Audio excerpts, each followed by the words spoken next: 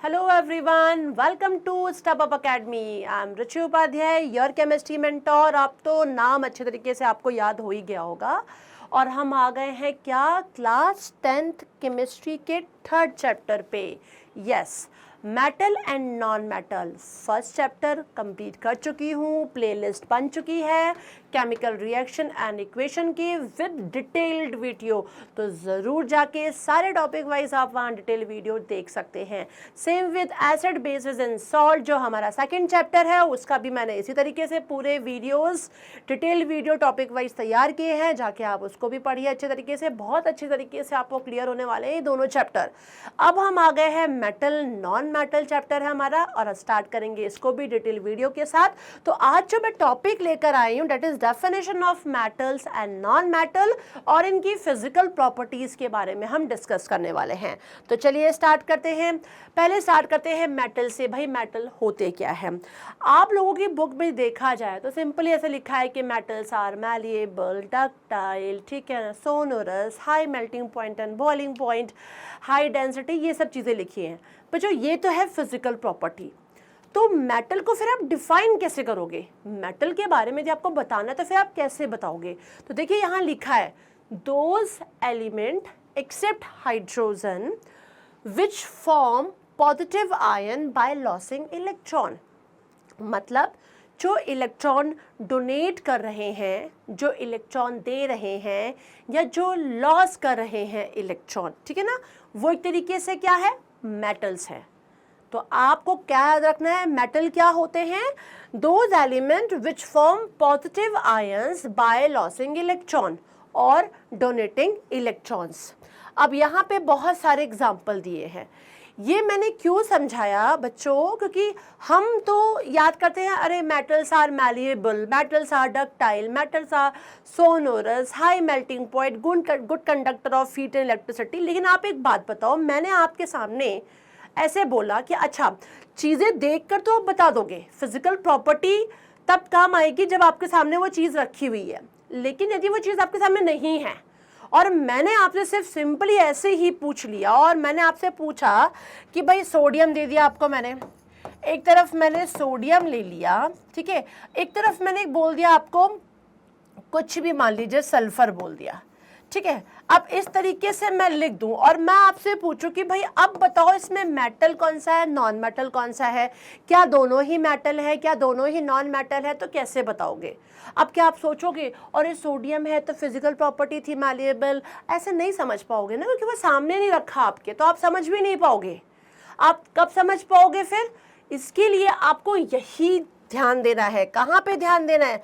आपको यहाँ पे ध्यान देना है जो मैंने बोला कि ऐसे एलिमेंट जो क्या बना रहे हैं, पॉजिटिव आयन जिनके पास आ रहे हैं. और पॉजिटिव आयन किनके पास आते हैं ये आप सभी अच्छे तरीके से जानते हैं, जो इलेक्ट्रॉन्स देते हैं, जिनके आउटर मोस्ट शेल में जो इलेक्ट्रॉन होते हैं, स्पेशली 1, 2, 3 वाले, जिनके आउटर मोस्ट शेल में 1 इलेक्ट्रॉन है या 2 इलेक्ट्रॉन है या 3 इलेक्ट्रॉन है, they give, they loss there electron, है ना, दे डोनेट देयर इलेक्ट्रॉन. तो जो इलेक्ट्रॉन देते हैं 1, 2, 3 में से, वही क्या है? मेटल्स है, ठीक है ना. तो यहाँ पर यदि हमसे आप जैसे सोडियम बोल दिया, तो अब सोडियम आप बोलोगे अच्छा मैम तो फिर सोडियम मतलब मेटल. यस, कैसे?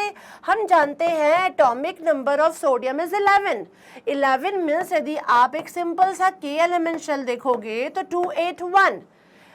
यहाँ पे आउटर मोस्ट शेल में 1 इलेक्ट्रॉन है. और क्या होता है, कोई भी एलिमेंट, कोई भी एटम जो होता है, they want stability. Everybody wants stability in their life, ठीक है. अपने लाइफ में हर बंदा चाहता है कि एक स्टेबिलिटी हो. तो यहाँ पर ये 1 क्या कर रहा है? डिस्टर्ब कर रहा है. यदि ये 1 हटा दोगे तो ये अपने आप में स्टेबल है, बिकॉज इसके शेल कंप्लीट और इसके शेल कंप्लीट हो जाएंगे तो वो स्टेबल हो जाएगा. तो क्या होता है, ये लास्ट आउटर मोस्ट शेल का ये 1 निकल जाता है, जिस कारण से सोडियम के ऊपर पॉजिटिव चार्ज आ जाता है, क्योंकि वो 1 इलेक्ट्रॉन देता है. ऐसे ही मैग्नीशियम की यदि मैं बात करूं तो मैग्नीशियम 2 इलेक्ट्रॉन देता है बच्चों, ठीक है ना. तो इस तरीके से आपको ध्यान देना है, जिन पे पॉजिटिव चार्ज आ रहे हैं they are metal, they lost their electron, ठीक है, विच लॉस देयर इलेक्ट्रॉन, या जो इलेक्ट्रॉन दे रहे हैं वो क्या कहलाएंगे, मेटल्स कहलाएंगे। तो यहाँ पर मेटल में इतने सारे एग्जाम्पल है, sodium, aluminium, copper, iron, potassium, silver, gold, platinum, zinc, tin, lead, mercury, calcium, magnesium etcetera. तो आपको सिर्फ और सिर्फ याद करके फिर क्या रखना है, आपको सिर्फ और सिर्फ ये सारे एलिमेंट के एटॉमिक नंबर पता होने चाहिए। एटॉमिक नंबर यदि आपको पता है तो आपके एलिमेंट शेल में डिस्ट्रीब्यूशन कर लेंगे 2 8 8 1 करके 2 8 18 32, वैसे रूल होता है 2 8 18 32 का, बट कोशिश रहती है 2 8 तक किया, यदि उस थोड़े से ही इलेक्ट्रॉन होता है 8 और कंप्लीट करने की कोशिश किया, फिर 18 पे आए। तो इस तरीके से पूरा के एलिमेंट शेल का रूल है जो आपको मैं पढ़ाऊंगी भी आगे, और ये 9th में भी अच्छा खासा दिया है, नहीं तो ज़रूर जाके एटम्स एंड मॉलिक्यूल चैप्टर देखिएगा, उसमें मैंने समझाया हुआ है कि एलिमेंट शेल के बारे में सब कुछ, तो आप उधर से भी समझ सकते हैं कि कैसे इलेक्ट्रॉन का डिस्ट्रीब्यूशन होता है। और आउटर मोस्ट शेल के इलेक्ट्रॉन, स्पेशली जिसके आउटर मोस्ट शेल में 1 इलेक्ट्रॉन है, 2 इलेक्ट्रॉन एंड 3 इलेक्ट्रॉन है, ठीक है, तो ये सारे दे सकते हैं। तो जितने 3 तक के इलेक्ट्रॉन आप दे सकते हो, और दीज आर व्हाट, मेटल्स। तो अब आपको समझ में आया कि आप मेटल किनको बोलोगे, which have a positive charge, ठीक है ना, which gain positive charge by losing electron, जो इलेक्ट्रॉन को देकर डोनेट करके पॉजिटिव चार्ज ले लेते हैं, वही होते हैं क्या, मेटल। तो अब हम इनको बोलेंगे क्या, ये मेटल हैं। तो फिर नॉन मेटल क्या है, non metal just opposite, which take electron, which gain electron, वो लॉस कर रहे थे, दे डोनेटिंग, वो डोनेट कर रहे थे मेटल्स, और नॉन मेटल क्या कर रहे हैं, दे आर टेकिंग, मतलब जिनके पास 5 6 7 इलेक्ट्रॉन होते हैं आउटर मोस्ट शेल में, कितने, 5 इलेक्ट्रॉन या 6 या 7, ओके। तो 5 6 7 वाले कंडीशन में दे टेक इलेक्ट्रॉन, वो इलेक्ट्रॉन लेते हैं। जैसे कि एक सिंपल से एग्जांपल ले लूं मैं क्लोरीन का, क्लोरीन हैज ऐसे नहीं करती हूँ, पहले बताती हूँ आपको। क्लोरीन जो होता है इसका एटॉमिक नंबर होता है 17, है ना। तो अब KLM शेल में आप देखो करोगे तो 2 8 7, मतलब इसको यदि 1 इलेक्ट्रॉन मिल जाएगा तो ये भी क्या हो जाएगा, 2 8 8 हो जाएगा, और देखो एक तरीके से क्या हो जाएगा, ये स्टेबल हो जाएगा। तो कोशिश ये रहती है 2 कंप्लीट किया, इसका 8, यहाँ पर भी यदि 18 वाली नौबत नहीं आ रही तो भाई 8 तक की तो नौबत ले लो, है ना। तो 8 तक कोशिश करते हैं कंप्लीट करने की यहाँ पर। तो हम क्या करते हैं, यहाँ पे 1 इलेक्ट्रॉन लेते हैं, दैट्स वाई क्लोरीन पे हमेशा नेगेटिव चार्ज होता है। क्या होता है बच्चों, नेगेटिव चार्ज होता है। तो जो भी कोई भी वो नॉन मेटल कहलाएंगे जो इलेक्ट्रॉन्स लेते हैं। तो आपके पास ऑप्शंस बहुत सारे हैं और आपने उनको कभी नहीं देखा है, तो सिर्फ आपको एटॉमिक नंबर पता होना चाहिए बच्चों। एटॉमिक नंबर से आप एलिमेंट शेल में उसको डिस्ट्रीब्यूट कर लेंगे, इलेक्ट्रॉनिक कन्फिगरेशन जिसको एक इजी वे में बोला जाता है, एंड आउटर मोस्ट शेल के इलेक्ट्रॉन को देखकर आपको पता करना होगा। यदि 1 2 3 है तो they will give electron, they will donate electron, और पॉजिटिव चार्ज उन पे आ जाएगा, they will call what, metals.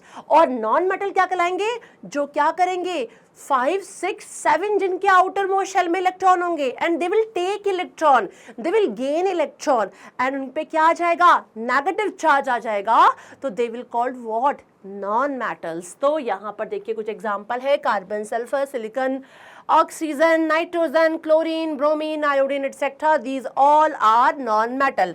तो आपको समझ में आ गया होगा कि अब हमें समझाना है नॉन मेटल, तो कैसे समझाएंगे। अब कुछ इनके बारे में बताया हुआ है मेटल्स के बारे में। तो क्या है, majority of the non element are solid. Maximum जो मेटल होते हैं, मेटल में मोस्टली क्या होते हैं बच्चों, सॉलिड होते हैं। जैसे कि हम यदि बात करते हैं नॉन मेटल की, तो उसमें गैसेस भी होते हैं, एक लिक्विड होता है, जनरली उसमें गैसेस भी ज़्यादा होते हैं, बट यहाँ पर क्या है, सॉलिड ज़्यादा होते हैं, ठीक है ना। All the matter are solid except mercury. Mercury क्या होता है, लिक्विड स्टेट में होता है रूम टेम्परेचर में, जबकि वो मेटल है। It is a exception case, okay, कि मर्क्यूरी एक ऐसा मेटल है जो रूम टेम्परेचर पे क्या है, लिक्विड स्टेट में होता है। Metal are known as electropositive element because they, यहाँ पे लिखा है, they can form positive ion by losing electron. Electron देकर इनके ऊपर जो पॉजिटिव चार्ज आता है, दैट्स वाई मेटल क्या कहलाते हैं, इलेक्ट्रोपॉजिटिव आयंस कहलाते हैं। The most abundant metal in the earth crust is what, aluminium, which constitute about 7% of the earth crust. Okay, the second most abundant metal in the earth crust is iron. कौन सा है? Iron है बच्चों, ठीक है। वो कितने percent में है? 4% में है। तो एक जनरल सी इसकी बातें थी जो मैंने आपको बताई हैं। Same with non metal, non metal को हम इलेक्ट्रोनेगेटिव बोलते हैं, ठीक है ना, इलेक्ट्रोनेगेटिव एलिमेंट बोलते हैं, because they gain electron, they take electron. Okay, तो इनको हम क्या बोलते हैं? इलेक्ट्रोनेगेटिव बोलते हैं नॉन मेटल को। However an exception, hydrogen is the only non metal element which loses electron to form positive ion, ठीक है ना। कहने का मतलब है कि हाइड्रोजन क्या है? एक गैस है, और जबकि वो किसको हम क्या बोल रहे हैं? नॉन मेटल बोल रहे हैं। लेकिन जो हाइड्रोजन है इसकी ना कंडीशन कुछ जगह पे ऐसी भी आती है कि हाइड्रोजन पे प्लस चार्ज भी होता है बाय गिविंग इलेक्ट्रॉन, ठीक है ना। तो इसको इसलिए अलग थोड़ा सा रखा गया है, क्योंकि इनकी जो प्रॉपर्टी है ना वो आपको मैं अलग से बताऊंगी। अभी इतना ज़्यादा दिमाग नहीं लगाना है, थोड़ा सा पढ़ लीजिए। हाइड्रोजन के बारे में आपको बताएंगे कि जो पीरियोडिक टेबल भी है वहाँ पे भी हाइड्रोजन को एक थोड़ा सा अलग साइड पे क्यों रखा गया है। ऐसा क्या है? क्योंकि इसके पास देखो 1 इलेक्ट्रॉन है, 1 है, और यहाँ पे पॉजिटिव भी आ रहा है। क्या वो दे रहा है? क्या वो ले भी रहा है?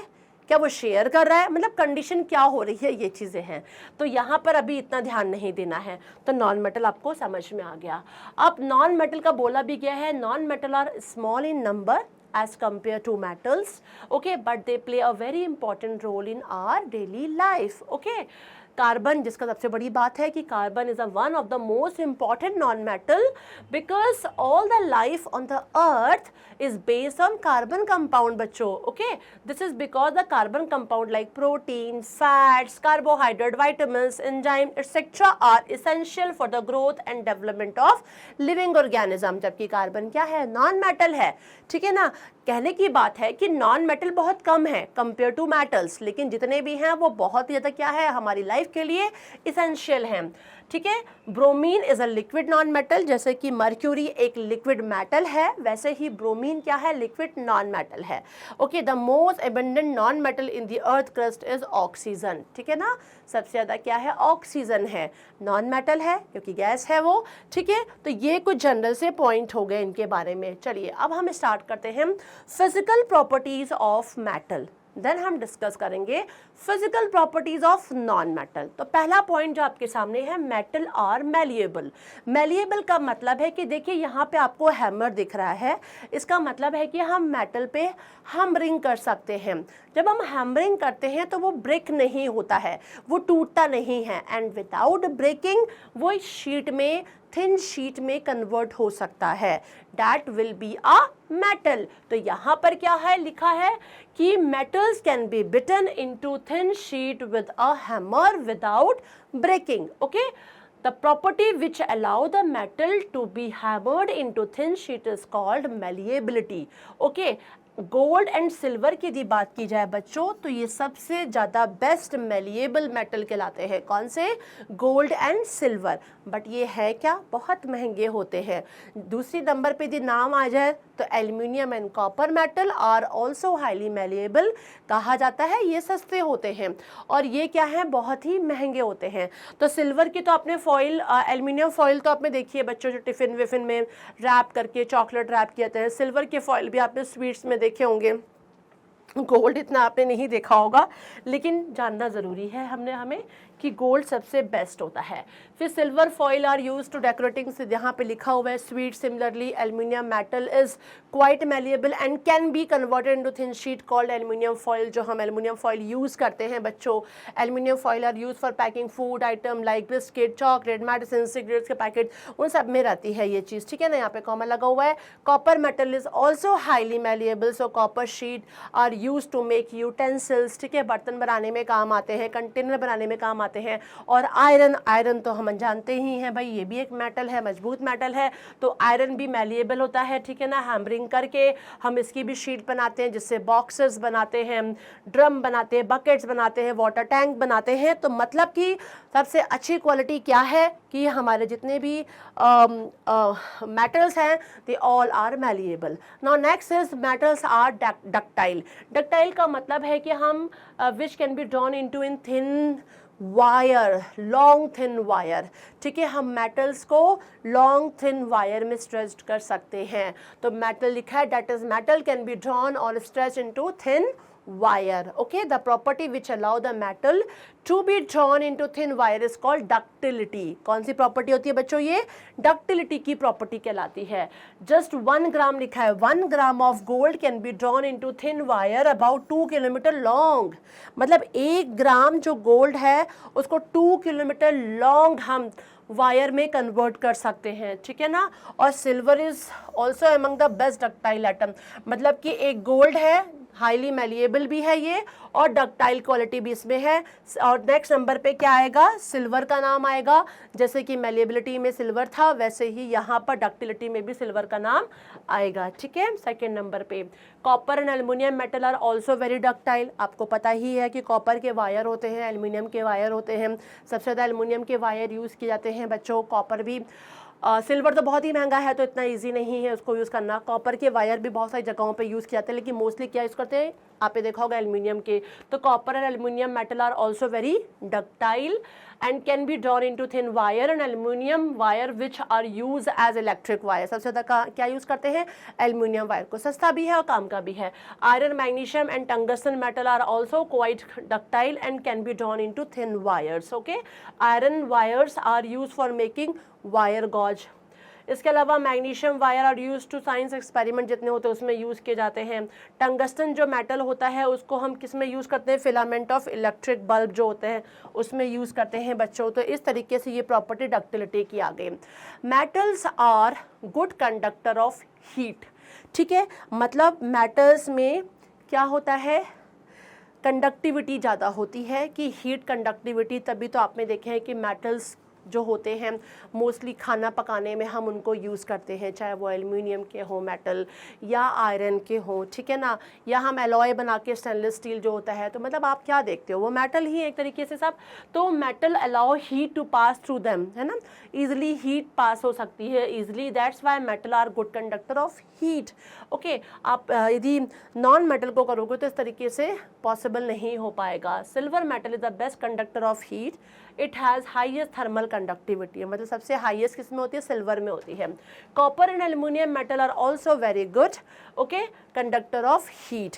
तो कॉपर और एल्युमिनियम आप जानते भी हैं, बहुत ज़्यादा किचन में उनको यूज़ भी किया जाता है बच्चों। Okay, the cooking utensil and water bodies, boiler sorry etcetera are usually made of copper, और किसके बने होते हैं? Aluminium metal, because they are very good conductor of heat. ज़्यादातर कॉपर के बने होते हैं या किसके होते हैं? एल्युमिनियम के होते हैं। The poorest conductor of heat among the metal is lead, मतलब कि वैसे तो मैक्सिमम सारे के सारे मेटल क्या हैं? गुड कंडक्टर ऑफ हीट है, लेकिन अमंग द मेटल्स ही देखा जाए तब लेड जो है वो पुअरेस्ट कंडक्टर है। वैसे तो देखा जाए वो भी गुड कंडक्टर है यदि आप नॉन मेटल से कंपेयर करोगे तो, लेकिन यदि हम बोलते हैं अमंग द मेटल्स तो फिर ये क्या है? बैड कंडक्टर, पुअर कंडक्टर में आते हैं। Mercury metal is also are poor conductor of heat, ठीक है ना, मर्क्यूरी भी क्या है? पुअर कंडक्टर होता है। ये कुछ एक्सेप्शन बच्चों आप इनको ना जरूर लिख लीजिएगा। The poorest conductor of heat among the metal, ध्यान रखिएगा क्या है? लेड है। और mercury metal is also a very poor conductor of heat, ठीक है। तो ये कुछ पॉइंट्स अपने को याद रखने हैं। Metals are good conductor of electricity, जैसे हीट में कंडीशन थी वैसे ही इलेक्ट्रिसिटी में होगा। मेटल अलाउ इलेक्ट्रिसिटी और electric current to pass through them easily, okay. और सिल्वर मेटल जैसे वहाँ पे भी गुड कंडक्टर ऑफ हीट था, वैसे ही यहाँ पर भी सिल्वर क्या है? गुड कंडक्टर ऑफ इलेक्ट्रिसिटी भी है। क्लियर है? नेक्स्ट नंबर पर यदि हम बात करें तो कॉपर मेटल आता है, ये भी बेस्ट कंडक्टर होता है इलेक्ट्रिसिटी का। एंड उसके बाद यदि हम बात करते हैं तो गोल्ड आ गया, एल्युमिनियम आ गया, और एल्युमिनियम तो हम अच्छे तरीके से जानते भी हैं कि ये क्या है? यूज़ भी होते हैं कई जगहों पर, ठीक है। तो ये आपके गुड कंडक्टर में आएंगे। The electric wire are made of copper and aluminium, जो मैंने अभी आपको बताया, metal because they are good conductor of electricity and cheap also. Silver सबसे बेस्ट होता है लेकिन सिल्वर इज़ वेरी कॉस्टली, ठीक है ना, तो उसको इतना यूज़ नहीं करता। The metal like iron and mercury offer comparatively greater resistance, ठीक है। क्या होता है इनमें? Greater resistance to the flow of current, ध्यान रखिएगा। So they have lower electrical conductivity. किसमें? मर्क्यूरी एंड आयरन की बात करते हैं तो इनमें लोअर कंडक्टिविटी होती है कंपेयर टू अदर मेटल बच्चों, ठीक है। अब आ गया मेटल आर लशरस। लशरस का मतलब होता है मेटल में शाइनी अपीयरेंस होना, चमक होना। हाँ, कोई भी मेटल आपने देखा होगा, कोई भी मेटल की चीज़ या मेटल का स्टैचू या मेटल का बर्तन, जो भी चीज़ें आती हैं नई नई, तो वो बहुत चमकती हुई दिखाई पड़ती है, वेरी शाइनी। आप उस पर पॉलिश कर सकते हो, पॉलिश करवा के वो फिर से शाइनी हो सकता है ना। मेटल पे एक इफेक्ट आता है कोरोजन का, जो हम आगे बढ़ के पढ़ेंगे, यही मेटल पे इफेक्ट डालता है। लेकिन यदि आप पॉलिशिंग करते रहेंगे तो तरीके का इशू भी नहीं आता। तो मेटल कैन बी पॉलिश्ड, है ना। मेटल में शाइनी अपीयरेंस होता है, तो मेटल कैसा होता है? लशरस होता है। तो यहाँ पे यही बात बोली गई है। The property of metal of having a shining surface is called metallic lustre, चमक। The shiny appearance of metal make them useful in making jewellery and decoration pieces, decorative pieces. Jewellery जितने भी आपने देखे होंगे, गोल्ड की, silver की, वो सब क्या होती है? बहुत ही ज़्यादा लशरस होती है, चमकती हुई होती हैं। और कई डेकोरेटिव मटेरियल जो होते हैं मेटल्स के बने होते हैं, बहुत शाइनी अपीयरेंस के होते हैं, इसलिए बनाए जाते हैं क्योंकि इनमें शाइनी अपीयरेंस होता है।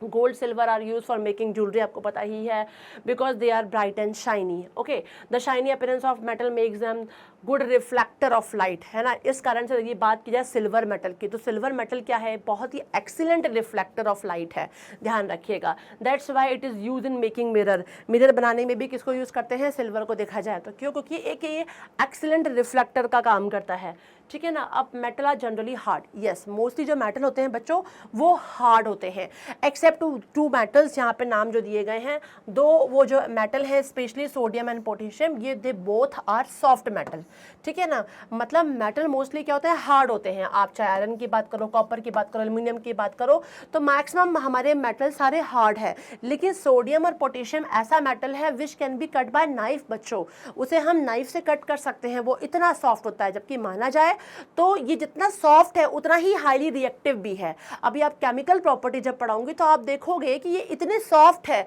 बट ये हाईली रिएक्टिव होते हैं, ठीक है ना। तो यदि हम बात करते हैं हार्डनेस की, तो हार्डनेस में यदि बात करें तो मैक्सिमम सभी मेटल हमारे क्या है? हार्ड है। लेकिन यदि हम बात करते हैं तो ये जो दो हैं हमारे सॉफ्ट में नाम आते हैं, उनका नाम किसका आता है? एक सोडियम का और पोटेशियम का, जो कि क्या है? मोस्टली हद से ज़्यादा क्या है? ये सॉफ्ट होते हैं, ठीक है, जिनको हम नाइफ से कट भी कर सकते हैं।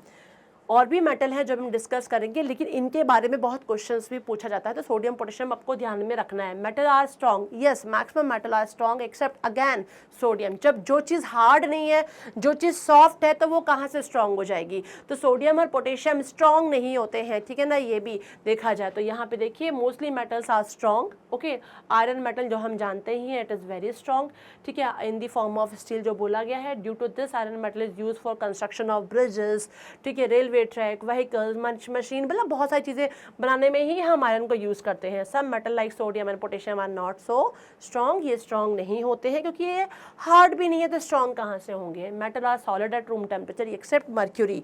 सारे मेटल सॉलिड होते हैं बच्चों, सिर्फ मर्क्यूरी को छोड़ के। मर्क्यूरी एक ऐसा मेटल है जो कि क्या है? लिक्विड है रूम टेम्परेचर पे। तो इस पॉइंट को आप बहुत अच्छी तरीके से ध्यान रखिएगा, क्वेश्चन पूछा जाता है। Metal have high melting point and boiling point accept sodium and potassium. अरे जिसमें हार्डनेस नहीं, जिसमें स्ट्रॉन्गनेस नहीं है, तो वो कहाँ से हाईली मतलब हाई मेल्टिंग और बॉइलिंग पॉइंट का होगा? वो भी क्वालिटी उसमें नहीं होगी। तो हाँ जी, सोडियम और पोटेशियम को छोड़ के सारे मेटल की बॉइलिंग पॉइंट और मेल्टिंग पॉइंट हाई होता है। तो यहाँ लिखा हुआ है iron metal has a high melting point, यहाँ पे लिखा है 1535 डिग्री सेल्सियस, मतलब 1535 डिग्री सेल्सियस इसका टेम्परेचर माना गया है, ठीक है ना। This means that solid iron metal and melts and turn into liquid iron, molten iron on heating to high temperature, कितने पे? 1535 डिग्री सेल्सियस पे हम हीट करते तब जाके वो कन्वर्ट होता है। Copper metal has also a very high melting point 1083 degree Celsius. अभी नॉन मेटल में आएंगे, इससे भी हाई वाला आ जाएगा। यहाँ मेटल में बात कर रहे हैं तो मेटल में देखा जाए तो आयरन का नाम सबसे ऊपर आ रहा है, और हम सोडियम पोटेशियम की बात करेंगे तो वो क्या हो जाएंगे? हमारे सबसे नीचे आ जाएंगे। अब लिखा है some metal have low melting point, क्योंकि देखो नेचुरल सी बात है कि यहाँ पे मैं सिंपल सा बोला है कि except sodium sodium and potassium, है ना। लेकिन कुछ मेटल और है जो मैंने आपको बोला था, इसलिए ध्यान रखना है आपको। तो some metal have low melting point और boiling point, iron have high, copper and high, मतलब mostly metals have high melting and boiling point. लेकिन देखिए सोडियम की बात करें, देखिए 98 डिग्री सेल्सियस इसका मेल्टिंग पॉइंट होता है, मतलब compare to maximum metal it is low, है ना। पोटेशियम का इससे भी देखो कम हो जा रहा है, 64 डिग्री सेल्सियस हो रहा है। अभी देखिए आप, मैंने ये दो नाम तो आपके सामने लिए थे, गैलियम और सीजियम। इनकी तो हालत ऐसी है ना कि देखिए यहाँ पे गैलियम और सीजियम के लिए लिखा हुआ है कि ये इतने ज़्यादा इनका लो होता है कि हमारे यदि हाथ में रखोगे ना इस तरीके से आप आम में, तो वो हमारे बॉडी टेम्परेचर से भी मेल्ट होने लगते हैं।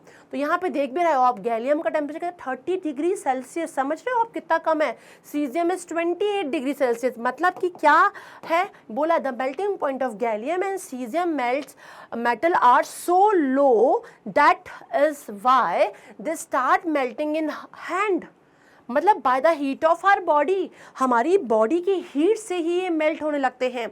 इनका इतना लो मेल्टिंग पॉइंट है, किनका, गैलियम और सीजियम का, 30 degree Celsius and 20 degree Celsius. मतलब यदि हम बच्चों मेटल में बात कर रहे होते हैं तो sodium potassium sodium potassium sodium potassium चलता रहेगा। लेकिन ध्यान रखिएगा, यदि इस तरीके से आपके पास ऑप्शंस आ गए तो सीजियम सबसे कम मेल्टिंग पॉइंट का है, सबसे कम कितना दिख रहा है, 28 डिग्री सेल्सियस। उसके ऊपर देखिए तो गैलियम है, देन पोटेशियम, देन सोडियम, मतलब यदि बिलो की रेंज में है तो ये 4 हैं, और सबसे नीचे क्या आएगा, सीजियम। ये ध्यान रखिएगा, आप भूल मत जाइए कि सिर्फ सोडियम पोटेशियम, यदि सिर्फ सोडियम पोटेशियम में से कोई एक है तो आप इनमें नाम दे सकते हैं, यदि ये दो दिए हैं एक साथ में तो दे सकते हैं। लेकिन यदि इन चारों के बीच में ऑप्शन है तो आपको यहाँ पे सीजियम पे ध्यान देना होगा, ठीक है ना। तो ये क्वेश्चन पे ध्यान दीजिएगा। Metal have high density, density वाली बात भी बोली तो वही वाली बात है कि सोडियम और पोटेशियम की ही लो डेंसिटी होगी और सबकी हाई डेंसिटी होगी। तो लिखा है ना, metal are heavy substances, the density of iron is 7.8 gram per centimetre cube. Some metal have low density like sodium and potassium, बच्चों सोडियम का कितना है 0.97, एंड यदि हम बात करें पोटेशियम का 0.86 ग्राम पर सेंटीमीटर क्यूब होता है। तो दे आर, देखा जाए तो लाइट मेटल होते हैं, बहुत ही कम डेंसिटी के होते हैं। मेटल आर सोनरस, सोनरस का मतलब होता है जिनमें आवाज़ होती है, ठीक है ना, साउंड होता है। These are sonorous. आपने देखा होगा बेल विल पहले जो बजते थे वो सब किसके होते थे, मेटल के होते थे, क्योंकि इनमें साउंड होता है ना। तो यहाँ पे भी लिखा है sonorous metal capable of producing a deep और ringing sound. Okay, the property of metal of being sonorous is called sonorousness और सोनोरिटी। क्लियर है, it is due to the property of sonorous the metal are used for making bells, okay, strings, wire of musical instrument, sitar and violin. इन सभी जगहों पे हम किसको use करते हैं, मेटल को यूज करते हैं, बिकॉज इनमें सोनरस की प्रॉपर्टी होती है। Metal usually have a silver और ग्रे कलर, मतलब कि मोस्टली जितने भी मेटल हैं बच्चों, या तो वो सिल्वर कलर के दिखेंगे आपको, या वो कैसे दिखेंगे, ग्रे कलर के। सिर्फ एक्सेप्ट दो लोगों को, गोल्ड को देखोगे तो आप बच्चों गोल्ड आपको येलो में दिखेगा, हमेशा किस में दिखेगा, येलो में दिखेगा। और यदि मैं कॉपर की बात करती हूँ तो जो कॉपर होता है वो रेडिश ब्राउन कलर का होता है। क्या होता है, रेडिश ब्राउन कलर का। तो ये दो ऐसे मेटल हैं, specially gold yellow and copper reddish brown colour का, ये दोनों का थोड़ा कलर चेंज है। और मोस्टली जितने भी मेटल हैं वो आपको सिल्वर कलर या ग्रे कलर में दिखेंगे बच्चों। तो ये ध्यान रखिएगा, इस तरीके से हम मेटल को फाइंड आउट कर पाएंगे। तो ये था आपके मेटल की प्रॉपर्टीज। अब हम आ जाते हैं क्या, नॉन मेटल की प्रॉपर्टीज में, कि नॉन मेटल की क्या प्रॉपर्टीज होती हैं। Just mostly non metal opposite है, कुछ एक्सेप्शन केसेस आपको दिखेंगे, अदरवाइज नॉन मेटल पूरा मेटल का अपोजिट होता है बच्चों। जैसे कि यहाँ बोला non metal are neither malleable not ductile, मतलब कि जो नॉन मेटल होते हैं वो ब्रिटल होते हैं, ब्रिटल इनकी क्वालिटी होती है। इनको आप हैमरिंग करके थिन शीट में नहीं कन्वर्ट कर सकते, बिकॉज वो ब्रेक हो जाएंगे, वो टूट जाएंगे, है ना। और ना ही आप इनको थिन वायर में कन्वर्ट कर सकते हो। तो यहाँ पे यही बात बोली है, solid non metal can neither be hammered into thin sheet nor drawn into thin wire. Okay, non-metal are brittle, which means that non-metal breaks into pieces when hammered or stressed. Sulfur and phosphorus non-metal which are non-malleable and non-ductile. Okay, the यहाँ पे सीधे लिखा हुआ है, देखिए sulphur और phosphorus का नाम। The property of being brittle, breaking easily is called brittleness, ठीक है ना। It is non-applicable to liquid and gaseous non-metal, मतलब कि वैसे भी आपको पता है कि malleability और ductility की प्रॉपर्टी किस में आती है, जो सॉलिड फॉर्म में होते हैं। तो सॉलिड में ही जो कुछ हैं नॉन मेटल वो भी कैसे होते हैं, इनमें ये दोनों प्रॉपर्टी नहीं पाई जाती है। ठीक है ना, और जो गैसेज और वो है इनमें तो फॉलो ही नहीं होगा। Non metal do not conduct heat and electricity, ठीक है ना। तो नॉन मेटल चाहे सल्फर या फॉस्फोरस की बात करें, इनमें कोई भी हीट या इलेक्ट्रिसिटी पास नहीं हो सकती है, एक्सेप्ट यदि बात करें तो कार्बन में मैं आती हूँ। कार्बन जो है, कार्बन जो है इन दी फॉर्म ऑफ ग्रेफाइट बात की जाए, है ना, तो carbon in the form of graphite is the only non metal which is a good conductor of electricity. मतलब आप ध्यान रखना बच्चों कि नॉन मेटल जो होते हैं these are bad conductor of heat and electricity, but non metal में कार्बन जो है, कार्बन का जो एलोट्रोपिक फॉर्म है that is ग्रेफाइट जो होता है वो ध्यान रखना it is a good conductor of electricity. आपने बहुत सारे एक्सपेरिमेंट देखे होंगे जहाँ पे ग्रेफाइट के इलेक्ट्रोड्स बनाए जाते हैं, ठीक है ना, तो इलेक्ट्रोड्स बनाकर इसको यूज़ किया जाता है। तो आपको ध्यान रखना है यहाँ पर कौन सा नाम, ग्रेफाइट, कि graphite which can conduct electricity, ठीक है ना, जबकि वो नॉन मेटल का फॉर्म है, ठीक है। Then non metal are not lustrous, ठीक है, शाइनी अपीयरेंस मतलब इनमें नहीं होता है। लेकिन यहाँ पे भी यदि हम बात करें तो एक ऐसा नॉन मेटल है आयोडीन जिसका शाइनी अपीयरेंस होता है। तो non metal do not have lustre चमक which means they that non metal do not have a shining surfaces, ठीक है। Sulphur and phosphorus are non metal which have no lustre, but iodine, देखो बच्चों नाम आया, iodine is a non metal having lustrous appearance, चमकता हुआ दिखाई पड़ता है। तो ये भी एक एक्सेप्शन केस हो जाएगा, इसको भी आप ध्यान से लिख लीजिएगा कि आयोडीन क्या है, लशरस इसमें क्वालिटी पाई जाती है। Non metal are generally soft, yes, maximum non metal are soft, but again carbon का जो एलोट्रोपिक फॉर्म है डायमंड जो फॉर्म है it is very very very hard, है ना। तो यहाँ पे लिखा है non metal generally soft except diamond which is an extremely hard non metal, बहुत ही एक्सट्रीमली हार्ड नॉन मेटल है वो, क्या है, डायमंड है। ये भी कार्बन का एलोट्रोपिक फॉर्म है ना। Sulphur and phosphorus only one non metal in the form of diamond is very hard, ठीक है ना, ये बहुत होता है। Which is an allotropic form of carbon is the hardest natural substance, ये बहुत ही हार्डेस्ट नेचुरल सब्सटेंस है, ध्यान रखिएगा। तो ये पॉइंट आपको ध्यान रखना है कि generally non metal are soft except diamond which is allotropic form of carbon बच्चों, है ना। तो ये ध्यान रखना है। Non metal are not strong, ये स्ट्रॉन्ग नहीं होते। यहाँ पे भी हम बात करते हैं कि जैसे देखा जाए तो हम ग्रेफाइट की बात करते हैं which is not strong, it has low strength, तो ये क्या होते हैं, स्ट्रॉन्ग ज़्यादातर नहीं होते हैं। नेक्स्ट देख लेते हैं, नॉन मेटल में भी सॉलिड लिक्विड और gases at the room temperature, ठीक है ना। तो सच्चाई है कुछ नॉन मेटल सॉलिड हैं, कुछ नॉन मेटल गैसेस हैं, लेकिन ब्रोमीन एक ऐसा नॉन मेटल जो लिक्विड स्टेट में पाया जाता है। तो यहाँ पे आपको ब्रोमीन ध्यान रखना है। तो ये carbon sulphur phosphorus are solid non metal, bromine एक एक्सेप्ट ध्यान रखना, मेटल में मर्क्यूरी रूम टेम्परेचर पे लिक्विड रहता है और नॉन मेटल में ब्रोमीन रूम टेम्परेचर पे लिक्विड रहता है बच्चों, तो लिक्विड रहता है। इसके अलावा देखिए hydrogen, oxygen, nitrogen, chlorine, sulphur, मतलब क्लोरीन सल्फर नहीं, तो ये सब क्या हो गया, आप देखेंगे कि गैसेस हो गया। तो mostly are gases, some are solid and only bromine is a what, liquid non metal इसमें आ जाएगा। Non metal have comparatively low melting point, हाँ नॉन मेटल की भैया जब मेटल की हाई मेल्टिंग पॉइंट थी तो इनकी लो ही होगी बिकॉज ये सॉफ्ट है, ठीक, इनकी स्ट्रेंथ भी कम होती है। लेकिन यहाँ पर फिर एक एक्सेप्शन आ गया, क्या, डायमंड। और डायमंड के लिए मैं बात करूँ तो बहुत हाई होती है, कंपेयर टू द आयरन से कंपेयर करो उससे भी हाई होती है। तो लिखा हुआ है कि comparatively low melting point and boiling point accept diamond which is a non metal having high melting and boiling point. देखिए यहाँ सल्फर तो एक नॉन मेटल है जिसका बहुत ही कम बता रहे, क्वाइट लो है, लेकिन डायमंड देखो बच्चों कितना दिखा रहा है, 3500 डिग्री सेल्सियस, वेरी हाई। मतलब मैंने अभी आपको बताया था आयरन का कि वो मोल्टन स्टेट में जब आने लगता है तो यहाँ पे 1535 मैंने बताया था, आप देख रहे हो इसके कंपेयर में कितना ज़्यादा है, 3500 डिग्री सेल्सियस।